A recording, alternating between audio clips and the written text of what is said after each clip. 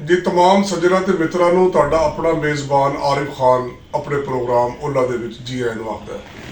नाज़रीन, जिस तरह कि तुहाडे इलम दे विच है कि असी अपनी मादरी ज़ुबान पंजाबी नूं फरोग देने वास्ते अपने चैनल के उत्ते काम करने हैं और पंजाबी ज़ुबान वो मिठी ज़ुबान है कि अगर ये ज़ुबान जिहड़ी है इनू बंदा मुहब्बत नाल सुने, मुहब्बत नाल बोले तो ये अदब भी सिखाती है और प्यार भी सिखाती है और प्यार करना भी सिखाती है।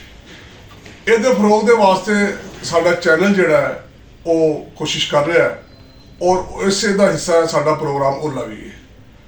ਓਲਾ ਦਾ ਮਕਸਦ ਇਹ ਹੁੰਦਾ ਹੈ ਕਿ ਸਾਡੇ ਜਿਹੜੇ ਟੈਲੈਂਟਡ ਲੋਕ ਨੇ ਅਸੀਂ ਇਸ ਪ੍ਰੋਗਰਾਮ ਦੇ ਵਿੱਚ ਉਹ ਓਲਾ ਜ਼ਾਹਰ ਕਰੀਏ ਔਰ ਆਪਣੇ ਫਨਕਾਰਾਂ ਨੂੰ ਔਰ ਸ਼ਾਇਰਾਂ ਨੂੰ ਔਰ ਅਦੀਬਾਂ ਨੂੰ ਅਸੀਂ ਆਪਣੇ ਇਸ ਪ੍ਰੋਗਰਾਮ 'ਚ ਲੈ ਕੇ ਆਈਏ। ਅੱਜ ਸਾਡੀ ਇੱਕ ਨਵੀਂ ਐਂਕਰ ਨਾਜ਼ੀਆ ਰਾਜਪੂਤ ਸਾਹਿਬਾ ਸਾਡੇ ਕੋਲ ਮੌਜੂਦ ਨੇ ਮੈਡਮ, ਔਰ ਇਹ ਇੱਕ ਨਵਾਂ ਪ੍ਰੋਗਰਾਮ पंजाबी का रुत रंग शुरू करने वालियां ने। असी इन्हों इस मौके के उत्ते जी आए नूं आखने जी गलबात का आगाज़ कर रहे हैं मैडम नाज़िया राजपूत साहिबा नाल कि वो अपने जिहड़े उन्हां दी सोच हैगी है और जो उन्होंने रुत रंग पंजाब के हवाले नाल अपने आइडियाज़ बनाए ने साडे नाज़रीन ते सामने नूं दस्सण।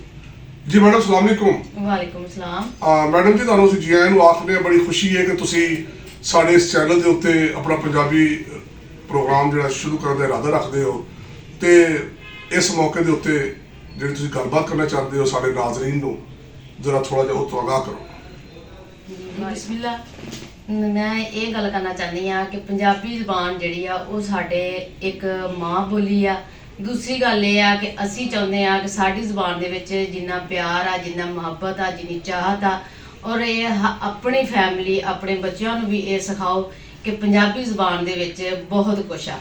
ठीक है, बाकी एक अपने अपने इस रुत रंग दे विच असीं चाहते हैं कि साडी पंजाबी ज़बान जिन्नी भी बच्चे सीख सकन उन्ना ही सानू ये बच्चों नू ज़्यादा पता लगेगा।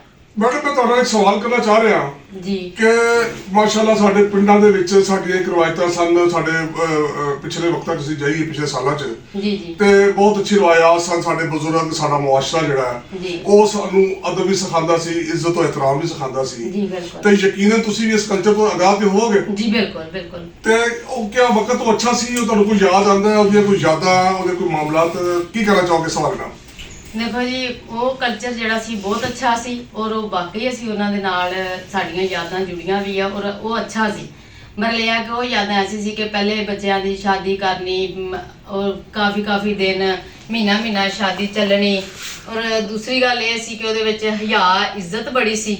ठीक है, पर हुण मोबाइल का दौर आ, उदों एक गंढ लैके जाते हुंदे सी कि लैके जा रहा नाई गंढ, वो महीना पहले देना, मेहमान महीना पहले आ जाने, भैन भरा पहले महीना आ जाने, वो ढोलकी वजनी, चाहत होनी, एक दूसरे की इज्जत होनी, उदों प्यार खलूस बहुत ज़्यादा सी।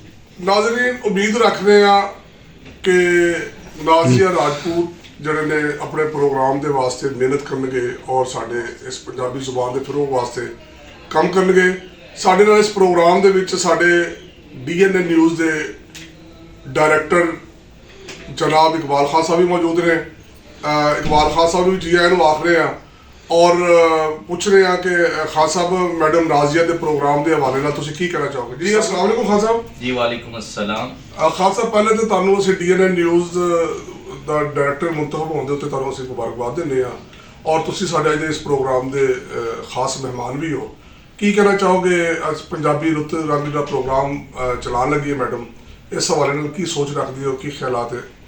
सब तो पहले मैं DNN प्रोग्राम दे तमाम अहदेदारां नूं जनाब मेरे वालों ही खुश आमदीद वेलकम कि उन्होंने अपना इतना अच्छा मरतबा मेरे सपोर्ट किया और मैं कोशिश करांगा कि इस ईमानदारी दे नाल इहनूं निभावां।